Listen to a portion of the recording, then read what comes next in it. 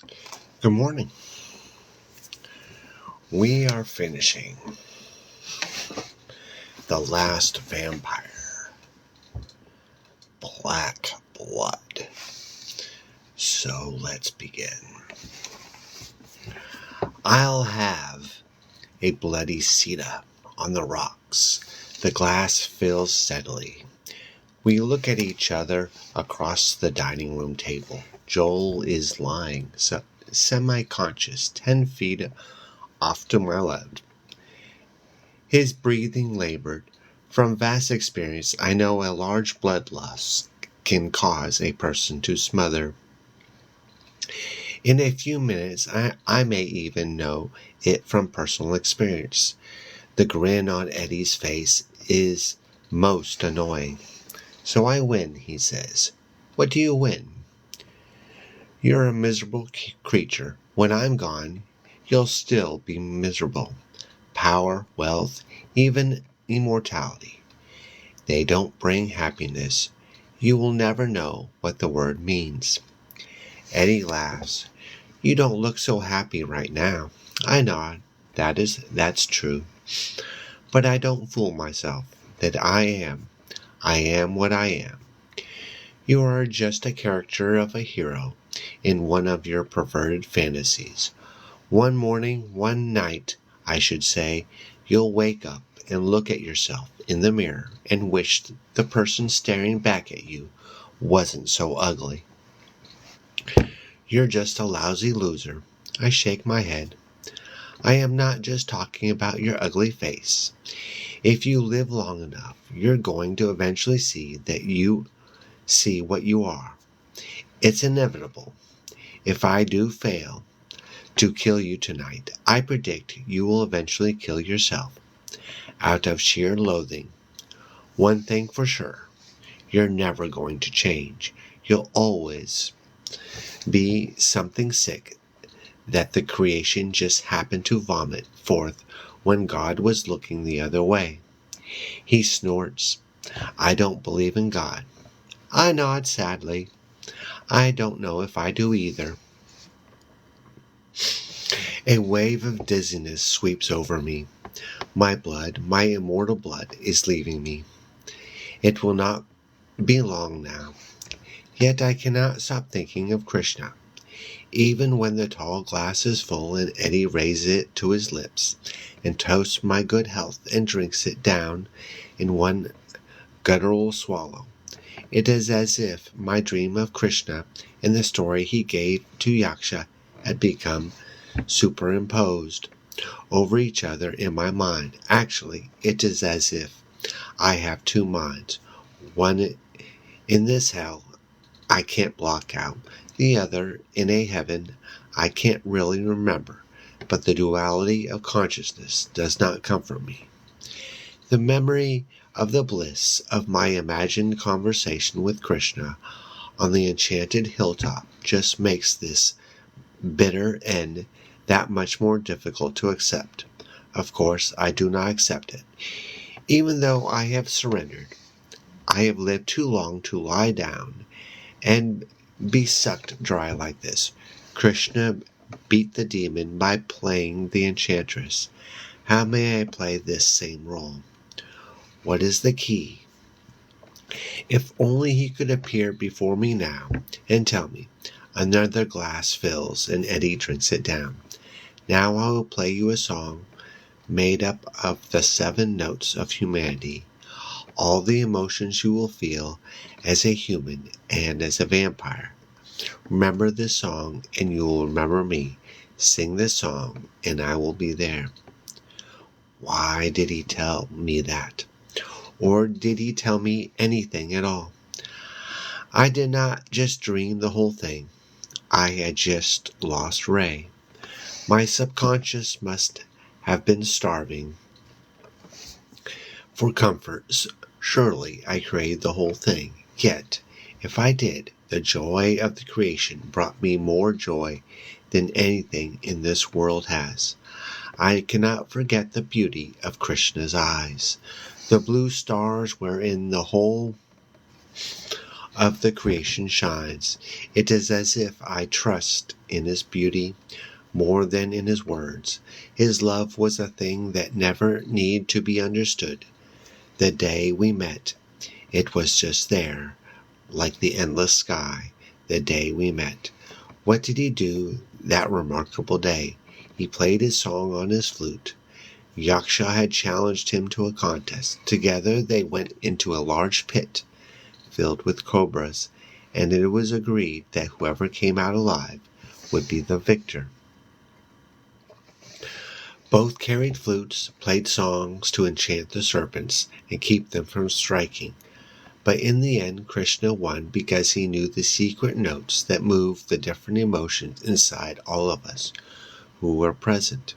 With this song, Krishna struck deep into Yaksha's heart and brought forth love, hate, and fear, in that order. And it was the last emotion that defeated Yaksha, because a serpent only strikes when it senses fear. His body oozed venom by the time Krishna had Yaksha carried from the pit. I have no flute on which to play that song, yet I remember well, yes, sing the song and I will be there. From that day and that time outside of time, before there even were days, I remember it. My dream was more than a dream. It was a key. Staring Eddie straight in the eye, I began to whistle. He pays me no heed at first. He drinks down a third glass of my blood. My strength begins to fail. There is no time for love or for hate. I sing the last song Krishna sang to us, the one of fear. The note, the tone, the pitch, they are engraved in my soul. My lips fold into a perfect lines of Krishna's flute. I do not see him, of course, and I doubt that I even feel his divine presence. Yet I feel something remarkable. My fear is great. It is true that, and that emotion goes deep into my blood, which Eddie continues to drink. Anxiety crosses his face as he takes another sip, and for that I am glad. Yet beyond this I sense the true significance of my body, the instrument through which this song of life and death is continually playing for all of us. The realization even gives me a sense of the player, my true self, the I that existed before I stepped on this wicked stage and donned the costume of the vampire. Again I remember wanting to be different. Eddie pauses with a bloody glass in his hand. He looks at me strangely. "What are you doing?" he asks. I do not answer him with words. The tune continues to pour from my lips, a poisonous note with which I hope to save the world. The influence of it spreads through the room. Joel's breathing becomes painful. My song is killing him as well. It is irritating Eddie, that's for sure. He suddenly drops his glass and shakes his gun at me. "Stop that," he orders. I know I have to stop at least this melody. If I don't, he will shoot me and I will be dead. But another note comes to me, and it is odd because it is not the one that Krishna played in the day he dueled with Yaksha. Yet I know it. And once again, I believe that the dream must have been a genuine vision. Before I entered the creation, Krishna gave me all the notes of life, all the keys to all the emotions a human being and a monster could experience. I sing the note of the second center in the body, the sex center. Here, when life energy flows, there are experienced two states of mind: intense creativity when the energy goes up, intense lust when it goes down. Leaning toward Eddie, holding his eye as if it were his pleasure button, I pierce that secret note through his ears and into his nervous system, and I send it down. down even into the ground where I wish to bury his stinking body. It does not matter that I do not lust for him myself. It only matters that I have finally understood the meaning of Krishna's fable. I am the enchantress. The gun in Eddie's hand wavers. He stares at me in a new light. No longer does he just want my blood. He wants the container as well. My flesh. I pause long enough to give him a nasty grin. I resist my suggestions before, and my lover died. He will not resist me now, and he will die. I am that cheerleader he had never had in high school.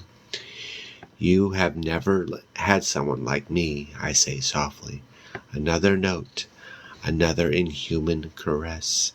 Eddie licks his lips. You will never have someone like me, I whisper. I do not sing the note. It sings itself. Eddie fidgets beside himself with passion. Never. I form the word with my wet lips. One more note. I barely get it out. Eddie drops his gun and grabs me. We kiss him. Kiss. Yuck. I pull back slightly and let him adore the whole of me. I like it cold, I say. Eddie understands. He is an ice cream man, a connoisseur of frozen corpses. It is the thing, and we should not judge him too harshly, especially when he falls for my suggestion and drags me in the direction of the rear of the house, toward the huge freezer where he used to go searching for popsicles in the middle of the night.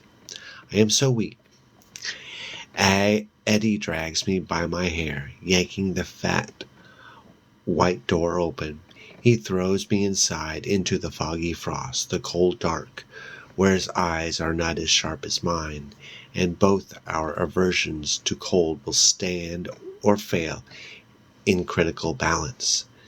Landing on my ass, I quickly stand and find Eddie staring at me in that special way. I do not believe he is not even going to give me a chance to fully undress. Tossing my head and hair to the side, I raise my right hand and place it on my left breast. One last time, just before I speak, I whistle the note. I do so prefer the dark, I say. For me, it makes it that much more dirty. Eddie, he has many buttons. The one makes his leg lash out behind him. The door shuts. The overhead light either doesn't work or doesn't exist. All is dark. All is cold. I hear him coming toward me. More than I can distinguish a faint outline of him, even in the total absence of light. I can tell by the lack of focus in his movements that he cannot see me at all. Also, I already can tell that the cold has dulled his vampire blood. This is both good and bad. The slower he is, the easier he will to handle, yet the same effort applies to me as well. My only advantage is that I know the dullness is coming. Unfortunately, snakes never mate on a winter night. The freezer puts a hold on his reckless passion just when I need it most. Before I can sing another note, he pauses in mid-stride, and I see that he realizes he has been tricked. In a flash, he turns for the door. I trip him. He falls to the floor. In the event a larger freezer door gets jammed and a person is locked inside, it is required by law that an axe be kept inside at all times. That way, if need be, the unfortunate individual can chop his way out. In Eddie's freezer, the axe is strapped to the inside of the door, which is normal. As Eddie falls, I leap onto his back and over his head and grab that axe. It is a big sucker raising it over my head, feeling the weight of its sharp steel blade. I know true happiness. What's your favorite flavor, little boy? I asked. Eddie quickly goes onto his knees, searching me in the dark, feeling with his hands, knowing I'm near, but not realizing what I have in my hands.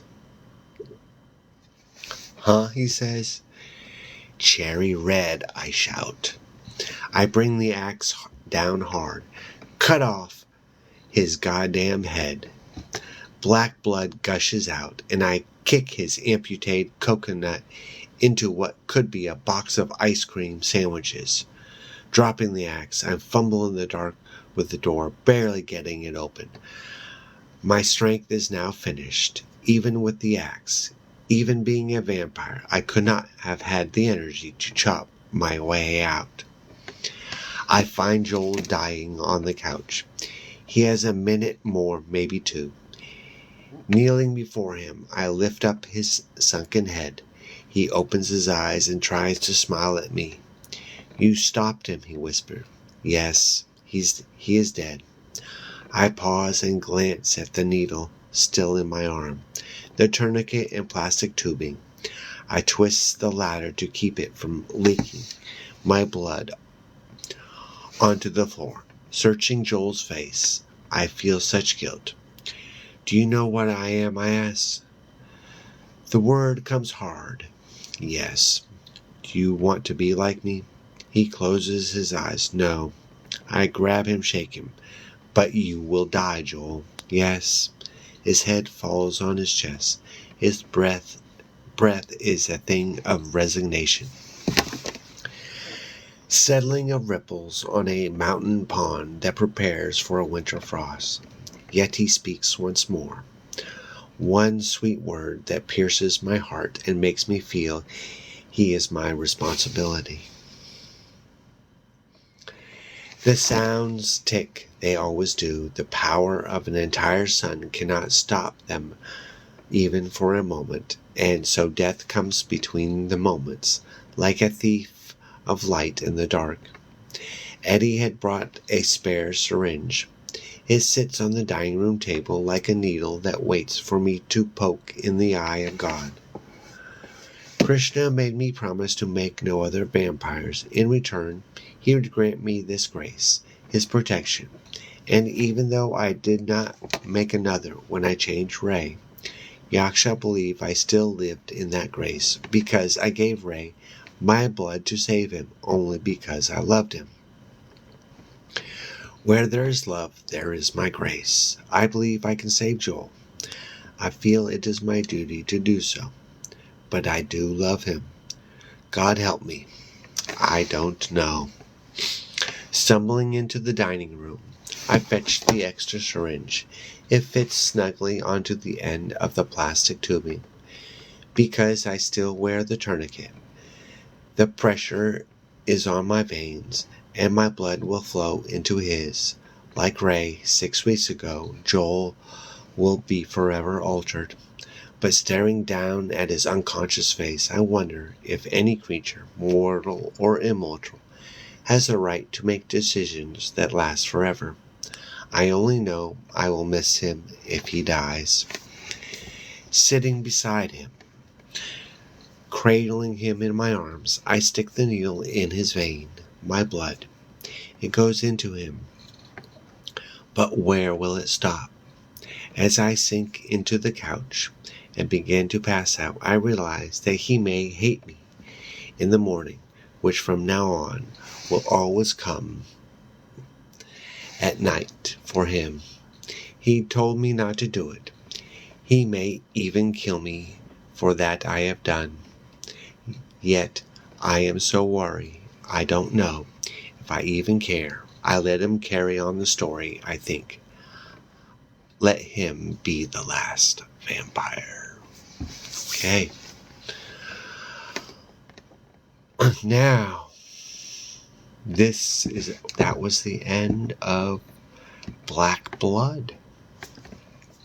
And tomorrow we will start Red Dice. The last. Now, Red Dice. That is an exciting, fun book. Yes, it is. And since that wasn't much of a live, we're going to read Andrea. This is from my book,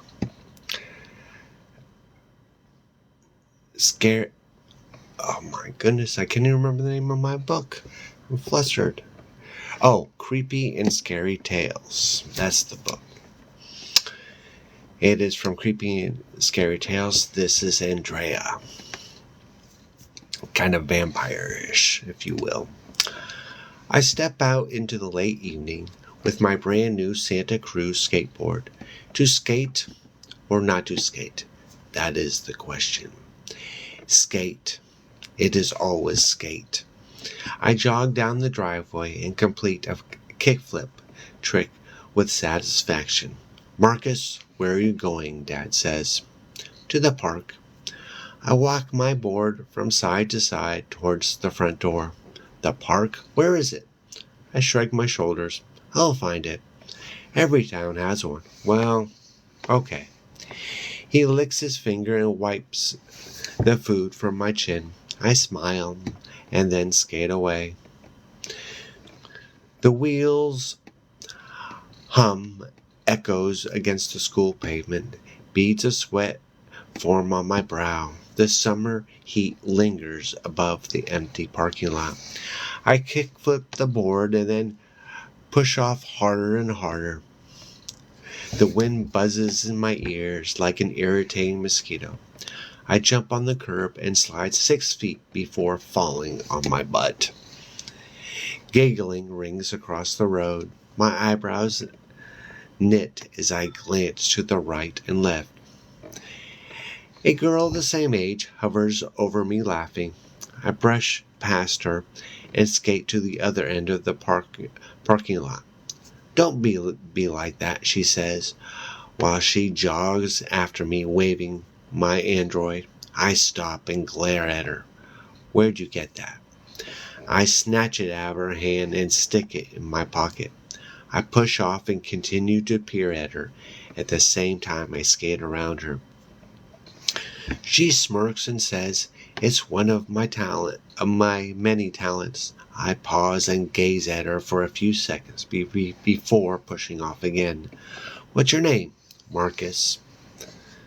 That's a dumb name. I glare at her. What is her deal? All I wanted to do was skate in this stupid parking lot in this idiotic town. What's your name? I ask in a sarcastic tone. Andrea. Andrea, I say.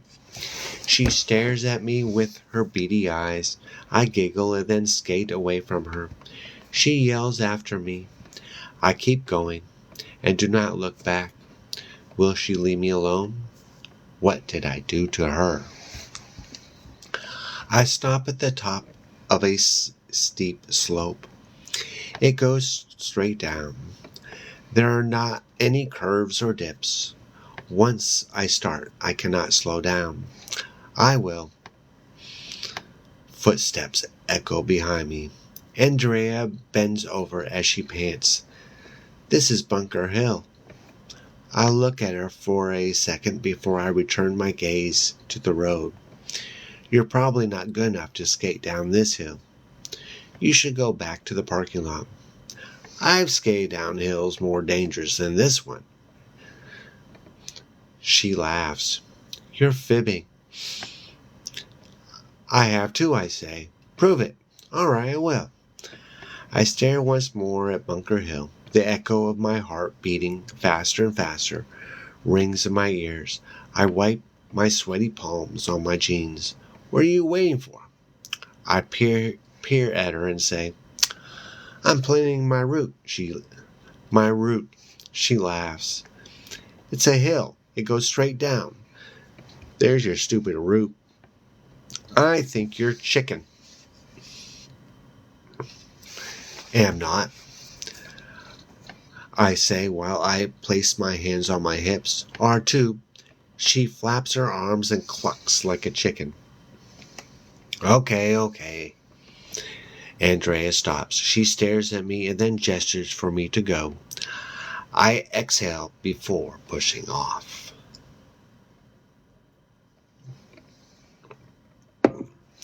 The skateboard rolls slowly at first, then it moves faster and faster. It jerks from side to side. The board is moving too fast. It travels about 30 feet before I eat the pavement. Andrea claps her hands dramatically and says, "Here's the next Tony Hawk." I glare at her as she picks up my board from the ravine and runs along the side of the road. "What are you doing?" "Let me give her a try." "I can't do any worse." I peer at her and slowly say, "Be careful. The skateboard is new." She runs to the top of Bunker Hill and stops. I jog up behind her. "What are you waiting for?" "The perfect time." "Huh? What do you mean?" We stand at the top of the slope in complete silence for about 5 minutes. A diesel truck beginning its climb echoes along the road. Andrea smirks at me and then pushes off. Instead of traveling straight down, she travels from side to side. I'm a moron. Why didn't I think of that? The 18-wheeler gets louder and louder as the headlights come into view. What is Andrea doing? She's heading straight for the diesel truck. It blares its horn. She jumps off the board at the last few seconds. She cackles while she runs into the night. "No!" I scream. The truck drives over my skateboard with a loud crunch. Pieces of fiberglass spray everywhere. It is like dropping a light bulb on cement. The driver shakes his fist and says, "You stupid kids. I could have killed you." I kick what is left of my board over to the side of the road. What is wrong with her? There's something mental about that girl. I begin my long walk home with my head down and my fists clenched. If I ever see her again, she will regret it. I do not care that Andrea is a girl. About a block from my house, I spot a bunch of kids my age playing in the street. They're kicking a soccer ball back and forth. One of the scrawny boys notices me and says, You look like you had a run-in with Andrea." I peer at him for a moment. "How did you know?" He walks over and leans on my shoulder. "You didn't ask if you could play with us." I grin as I begin to walk away. "Don't worry about Andrea. She picks on everyone. So, do you want to play soccer?" "We're 1 minute short." I smile at him. "Sure." His face becomes real serious. "You're probably not any good." He takes a few steps and then turns around and smirks. Maybe this town is not so bad after all. I slam the front door and yell, "Dad, where are you?" The clanging of dishes echoes from the kitchen. He looks at me and smiles. What seems to be the trouble? He sets 2 soup bowls on the kitchen table. It is Andrea. "Who?" "She is a girl I met at the park." Dad chuckles. "What happened?" Dad says as he sets a pot of red liquid in the center of the table. "A truck ran over my board." Dad laughs again. "How did that happen? You didn't see the headlights?" I shake my head in frustration. Andrea did it on purpose. She's the town bully. Dad takes a bite of his bowl. "Wow, this is much better than yesterday. Try some." You are avoiding the conversation. "What do you want to do?" "Revenge." "Absolutely not. Look around." Unopened cardboard boxes are stacked in the living room. The kitchen has several boxes on the counter and on the floor. I'm sure it was an accident. Besides, we have only been here a couple of days. Andrea will get bored and move on to the next poor soul. You may be right. My dad nods and then smiles. We finish eating our dinner in silence. I enter my room to go to bed. A gentle breeze rocks the curtains back and forth. That is odd. I do not remember opening the window. It might have been Dad. I shrug and lie down. A loud bellowing yawn rings through the small room. I close my eyes and begin to. The sound of scissors opening and closing echoes in my ears. I open my eyes and listen. Nothing. Dad, are you here? No answer. The only sound is the wind singing its goodnight song. I close the window. A soft, sinister giggle rings along the walls of my small cubicle. I turn around. My heart skips a beat. The room is too dark to see anything. I flip the lights on and scan the room. Nothing. My ears must be playing tricks on me.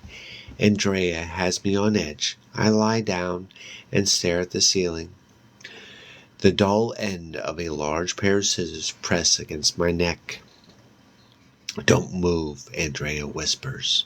The echo of my heart thumping faster and faster rings in my ears. What do you want? She laughs. Don't tell anyone about tonight, or you'll be sorry. I will. Don't move until I leave. I nod my head. Andrea releases the scissors from my throat. She shuffles around my room and then jumps out the window.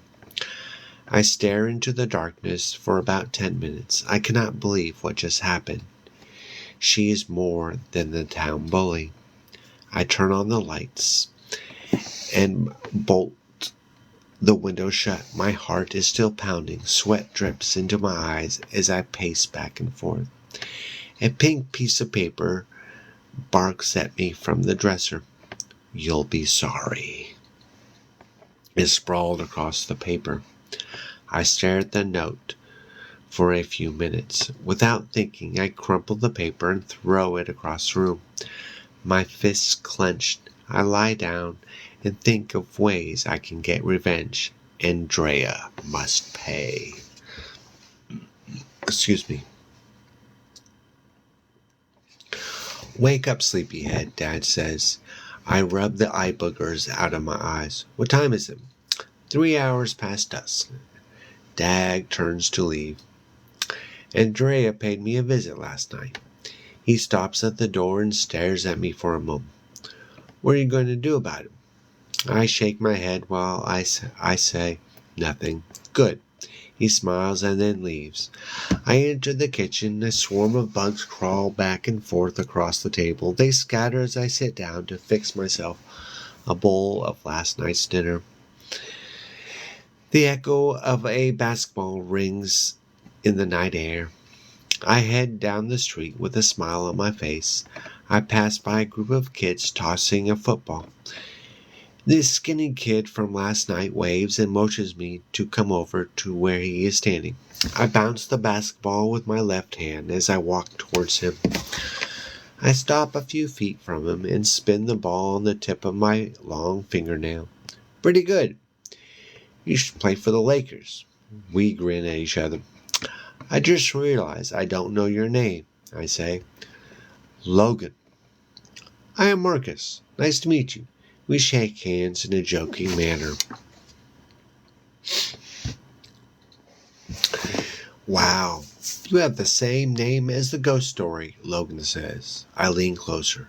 Ghost story? Tell me more. Have you heard of Jack the Ripper? Logan bounces the ball while he waits for me to answer. I nod and make a hook with my hand. Don't do that. He punches me in the arm. About 30 years ago, Marcus and his dad, Desmond, went around town ripping people's throats out. With a hook, I asked, I asked Logan's eyebrows pinch closer together. No, with their fangs. I hiss and bare my teeth.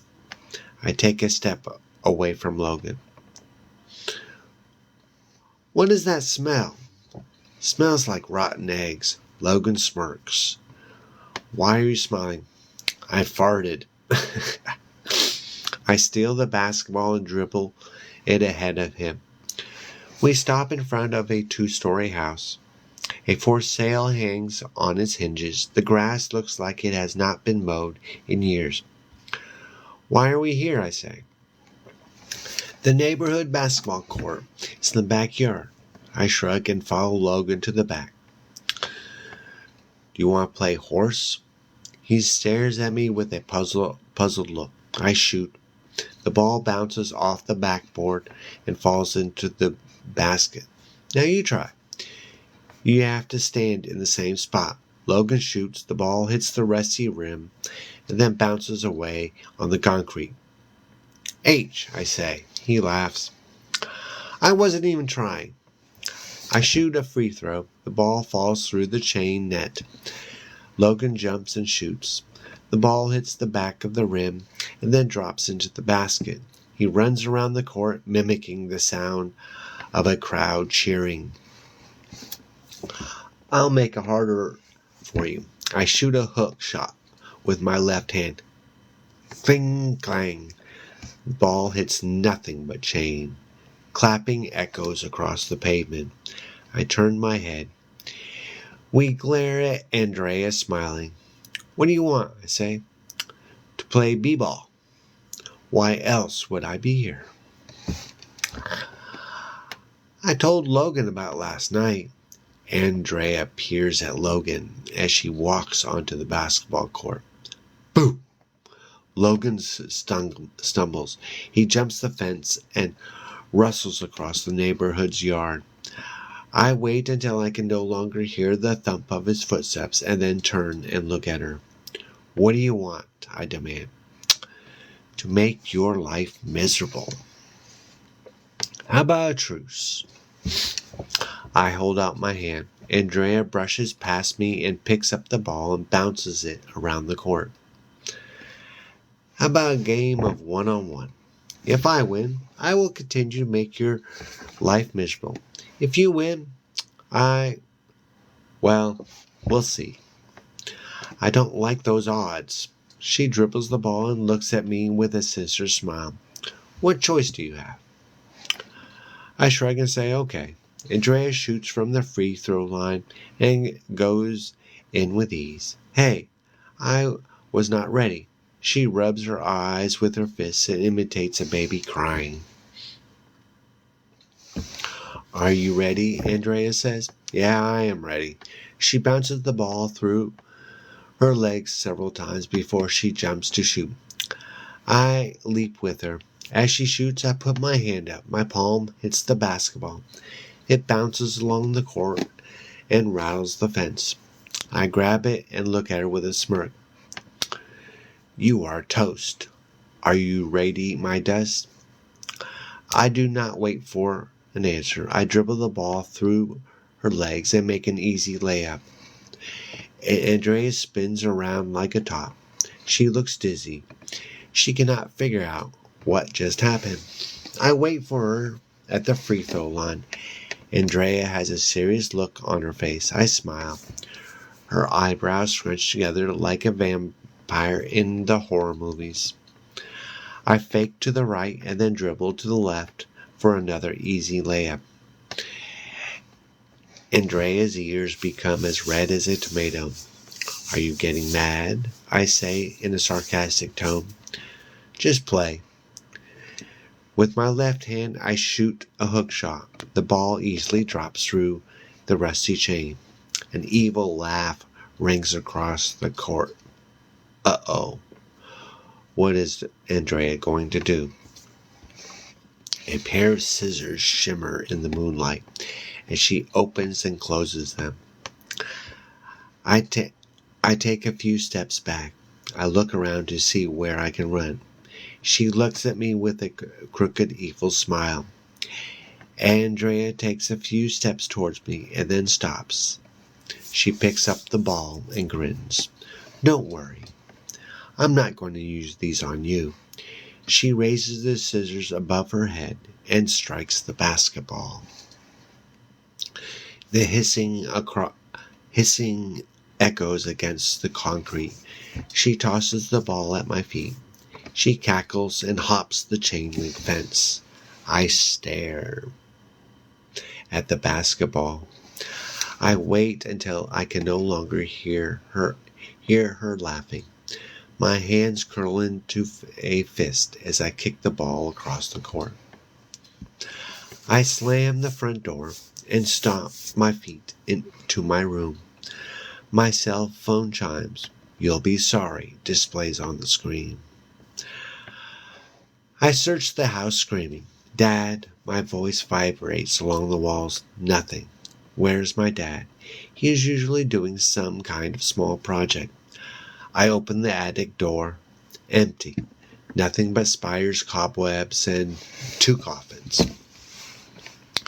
I slide the glass door and walk along the path that leads to the backyard. My dad is pouring some kind of liquid into the pool. He looks up and smiles. It is almost ready. You want to go for a swim? Are you kidding me? The last thing I want to do is go for a swim. Andrea poked a hole in my basketball. I show him the deflated ball. You can always get another basketball. I glare at him for a moment. That is not the point. That is the point. We can't draw attention to ourselves. You need to let this go. Look at this. I show him the text from Andrea. He stares at the screen and then looks at me. What you need to do is cool off. What do you mean? Dad smiles, and then he pushes me. I lose my balance and fall into the pool with a splash. Do you feel better?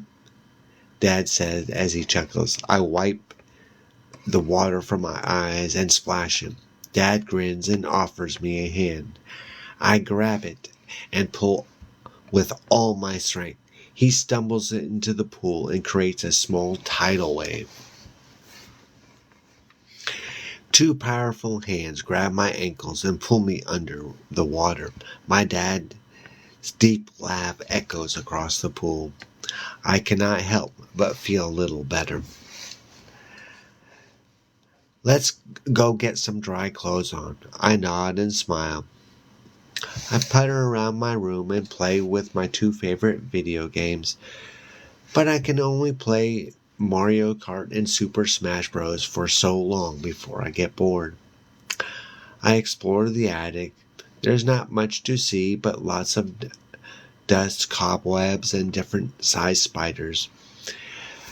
A huge arachnid blocks my path. I spit a loogie on it before I dash to the other side of the loft. A blanket of dust covers 2 caskets. I wipe the dust off the first nameplate. Desmond shimmers in the dimly lit attic.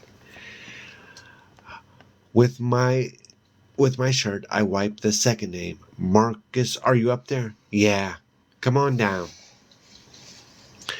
Dad leads me to the pool and hands me a pole with a mesh net on the end. I'm tired of you sitting around your room pouting. You need to get some fresh air. It's not healthy for our kind. He ruffles my hair and walks away. A thin layer of leaves cover the pool. With a swoop and a swap, I clear the debris from the water. The pool shimmers in the moonlight. It is too inviting. Jump in! Rings in my ears. I strip down to my Wolverine underwear and dive into the pool. The water is refreshing. I swim the length of the pool. My dad is right. This is what I need. I swim to the other end of the pool as fast as I can A faint giggle whispers in the gentle breeze. I scan the tree line that runs along the perimeter of the pool. Nothing. It must be my imagination. I take a deep breath and swim along the bottom of the pool. I kick harder and harder. Then two hands grab my ankles and pull me in reverse. The nails dig into my skin as I twist and turn. The grip loosens and I burst to the surface. Oh, who is that? Is that Dad again? Andrea smiles. Then she jumps on top of me. I plunge to the pool's floor. 2 feet stand on my back. I push up about an inch before Andrea's weight forces me down again. My heart beats faster and faster. A lingering ache comes to the surface of my sternum. It feels like someone is pushing a knife into my chest. The pain gets more intense with each passing moment. I stop fighting. I am going to... The cackling echoes in the distance. I cannot believe what just happened. Andrea tried to kill me. It is time for revenge. Who knows? Logan may want to help. I grab my clothes and run into the house. Dad hums as he stirs the thick red liquid cooking on the stove. He stares at me for a moment and then bellows a loud laugh. Can't find your swimming trunks? I glare at him for a second. Do you have any idea what happened to me while you were busy preparing dinner? He raised his eyebrows. Andrea tried to drown me. Dad stopped smiling. Oh, really? Can I have my revenge? He nods. It's a shame. We'll have to move again. I've always liked this town. I smile as I walk to my room. The chime of my Android echoes in the small room. I glance at the screen. I am at the door. The doorbell rings over and over. I rush from my room while Andrea enters the living room. Her clothes are dry and her hair is not even wet. How is that even possible? I stare while she sits down and clunks her boots on the coffee table. Why are you here? Dad smiles and says, she's here to join us for dinner. I look at Andrea and then at Dad. What? Andrea smiles. Your dad invited me. I glare at both of them for a couple of seconds, then I grin. You're giving me the creeps. Dad places the steaming pot in the center of the table. Andrea looks at the pot and says, what is it? It's an old family recipe, Dad says. She sniffs it like a dog and then takes a bite from the bowl. She sprays it in my face. That's gross. Tastes like blood. I wipe my eyes and snicker. I look at my dad and say, I guess she figured out the family recipe. We cackle in unison. You're kidding, right? We shake our heads. I'm going to show you a magic trick. I nod at my dad. He grins. So what's the magic trick? I place my hand on the coffee table. Andrea stares at it and then says, what happens next? Dad grabs an axe from the wall. Whack! My hand falls on the carpet. Whoa! She jumps to her feet. Here's the cool part. I show her the stump where my hand used to be. It begins to grow. Within a few minutes, I wiggle my new fingers. Andrea's eyes widen as she glances around the room. The echo of her rapid heartbeat rings in my ears. How is that even possible? She says. Have you heard of the horror story about Desmond and Marcus? She slowly nods. Well, you already know my name. I take a bow. Let me introduce you to Desmond. He grins and then shows Andrea his fangs. You're vampires. She staggers back. You silly girl. You cannot drown a vampire. I take a step forward. She turns to run. Ooh, a hunt. I love a good chase. I cover my eyes and count backwards from 10. Ready or not, here I come. I tap to the rhythm of the music as Dad drives the U-Haul truck along the deserted highway. Okay. Thanks for joining me today. And that is my book, Creepy and Scary Tales. And tomorrow we will be reading The Last Vampire, Red Dice. Thanks for joining, and see you tomorrow.